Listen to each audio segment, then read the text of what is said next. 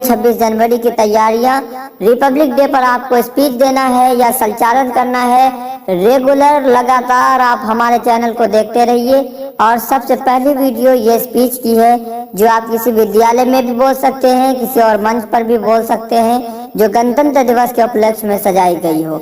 इस बार पूरी तैयारी के साथ बोलना होगा, क्योंकि आप ही प्रोग्राम को कामयाब कर सकते हैं और आप ही इनकलाब ला सकते हैं। तो चलिए वीडियो को शुरू करते हैं और हमारे साथ बने रहिए और इसी तरह सपोर्ट करते रहिए। यहाँ तोहफों में बेटियों को तहजीब और बेटों को सरफरोशी दी जाती है। यहाँ तोहफों में बेटियों को तहजीब और बेटों को सरफरोशी दी जाती है। मैं उस वतन से हूँ जहाँ हर वतनी को इज्जत दी जाती है। गणतंत्र दिवस की इस पावन मंच पर उपस्थित आदरणीय अतिथियों, शिक्षकों, सभी विद्यार्थियों एवं उपस्थित ग्राम वासियों का हार्दिक अभिनंदन करता हूँ।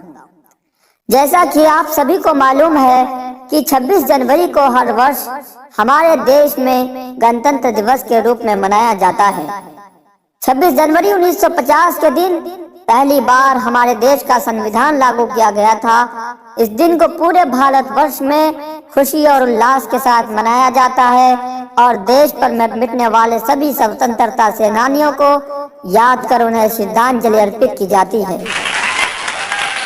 आज हम बात कर रहे हैं यशस्वी भारत के उस गौरवशाली संविधान की, जिसकी नींव डॉक्टर भीमराव अंबेडकर जी द्वारा रखी गई थी। आज यही संविधान भारत की आत्मा है, या यूं कहें कि भारतीयों के लिए 1950 में तैयार किए गए नियमों, कर्तव्यों और अधिकारों की व्याख्या है।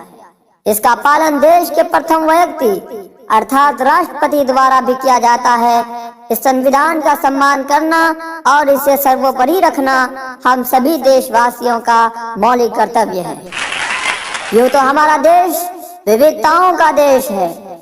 अनेक धर्म, जाति, संप्रदायों, जनजातियों से मिलकर और एकता के सूत्र में बंधकर हम भारतीय राष्ट्र के पर्व में हर वर्ष मनाते हैं। गर्व महसूस होता है जब हम कहते हैं कि हमारा संविधान देश का सबसे लंबा और लिखित संविधान है, जिसका निर्माण बाबा साहब द्वारा 2 वर्ष 11 महीने और 18 दिन में पूर्ण किया गया।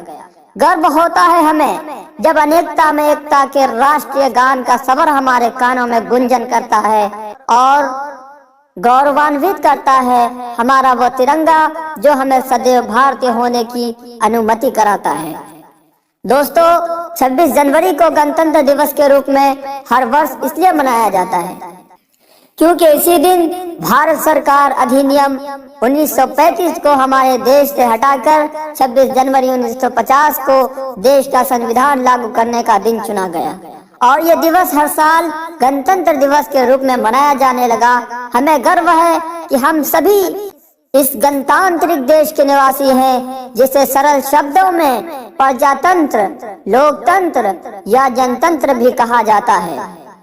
यानी भारत देश में हुकूमत की बागडोर केवल उसी के हाथ में सौंपी जाती है जिसे चुनने का पूर्णतः हक केवल प्रजा के पास होता है। प्रजा का कर्तव्य है कि संविधान में दिए कर्तव्यों का पालन करते हुए और अपने अधिकारों की रक्षा हेतु वो एक ऐसे प्रतिनिधि का चुनाव करे जो प्रजा हित में निर्णय ले और संविधान में जरूरी संशोधन कर उसे वर्तमान समय के अनुरूप बनाए और सदैव ही देश की सेवा को अपनी प्राथमिकता दे। हमारे देश में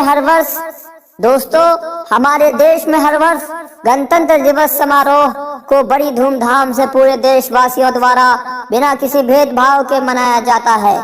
आयोजन समारोह में हर वर्ष मुख्य अतिथि को भी आमंत्रित किया जाता है।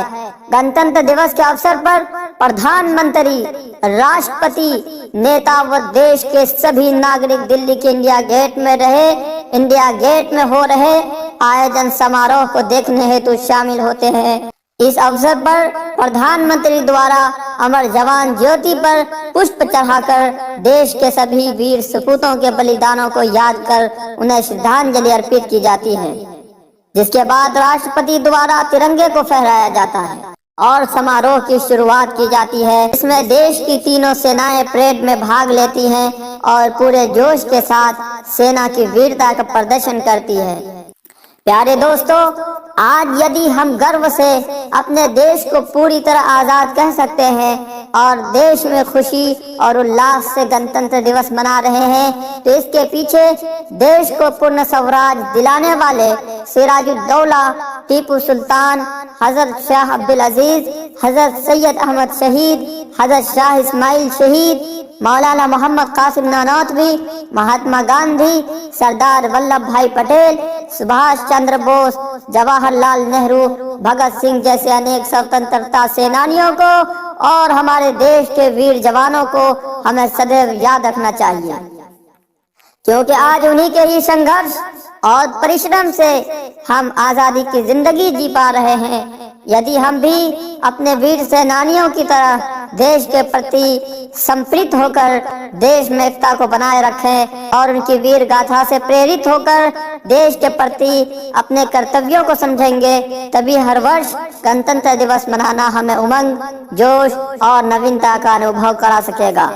अंत में आप सभी लोगों का इस भाषण को सुनने के लिए धन्यवाद करना चाहूँगा और अपनी वाणी को विराम देते हुए यही कहना चाहूँगा, बस ये बात हवाओं को बताए रखना, बस ये बात हवाओं को बताए रखना, रोशनी होगी चिरागों को जलाए रखना, लहू देकर जिसकी हिफाजत हमने की, लहू देकर जिसकी हिफाजत हमने की, ऐसे तिरंगे को सदा दिल में बसाए रखना।